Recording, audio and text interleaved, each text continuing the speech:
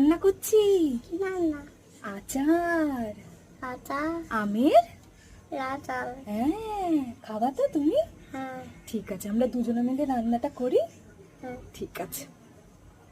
কি মজা কি মজা। কি মজা ঠিক আছে। কাঁচা পাকা আমগুলোকে পরিষ্কার করে কেটে ধুয়ে পিস পিস করে কেটে লবণ হলুদের জলে প্রায় 2 থেকে আড়াই ঘন্টা আমি ধুয়ে ভিজিয়ে রেখেছিলাম। তারপর আমগুলোকে জল থেকে তুলে প্রায় 30 থেকে 40 মিনিট মতন রেখে দিয়েছিলাম যাতে জল ঝরে যায়। জল ঝরার পরে এরপর গ্যাস জ্বালিয়ে কড়াইটাকে গরমে বসিয়ে আমি কিছু মশলা রেডি করে নিয়েছি। এক এক করে শুকনো লঙ্কা ভালো করে মটমটা করে ভেজে তুলে রাখলাম। প্রথমে শুকনো লঙ্কাগুলোকে ভেজে তুললাম, তারপরে একইভাবে মৌরিগুলোকে ভালো করে মটমটা করে ভেজে রাখা হলো, ধনেগুলোকে ভাজা হলো, এরপর জিরে ভেজে রাখা হলো,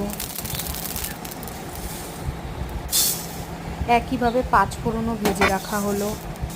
এরপর সবগুলোকে ভালো করে মিক্স করে আমি কিছুক্ষণ ঠান্ডা হতে রেখে দিলাম। এই সময় কড়াইতে গুড় দিয়ে তার মধ্যে আমগুলোকে ঢেলে ভালো করে নেড়ে মিশাতে থাকবো। এই আচার বানাতে আমি কোনো তেল বা জলের ব্যবহার করব না, যেহেতু এটি মিষ্টি আচার তাই গুড় থেকে এবং আম থেকে প্রচুর পরিমাণে জল বেরোবে। এরপরে আমি ভাজা মশলাগুলোকে মিক্সিতে গ্রাইন্ড করে নিচ্ছি। এরকম একটা ফাইন পেস্ট তৈরি করে নিতে হবে। এরপর আমের আচারটাকে কনস্ট্যান্ট নেড়ে যেতে হবে, প্রচুর জল বেরোবে, এই জলটা শুকিয়ে আসা পর্যন্ত অপেক্ষা করতে হবে। এরপর এর মধ্যে আমি হলুদ ও কিছুটা পরিমাণে স্বাদ মতন লবণ অ্যাড করে দিলাম। এরপর ভালো করে নেড়ে এটাকে মিশিয়ে নিলাম। কনস্ট্যান্ট নেড়ে যেতে হবে, না হলে নিচে লেগে যাওয়ার সম্ভাবনা থাকবে। আর নাড়ার সময় প্রচণ্ড সাবধানে নাড়তে হবে যাতে গায়ে ছিটে না আসে, কারণ এই পর্যায়ে গুড় ছিটকে হাতে লাগবে প্রচণ্ড।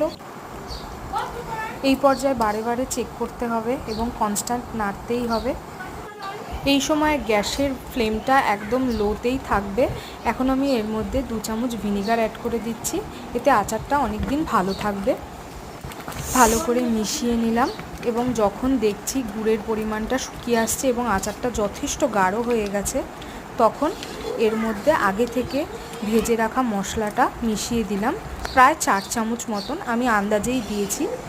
ভালো করে মিশিয়ে নিয়ে রেডি আমাদের টক ঝাল মিষ্টি আমের আচার। এটা ঠান্ডা হলে পরে জারে ভরে রাখা হবে।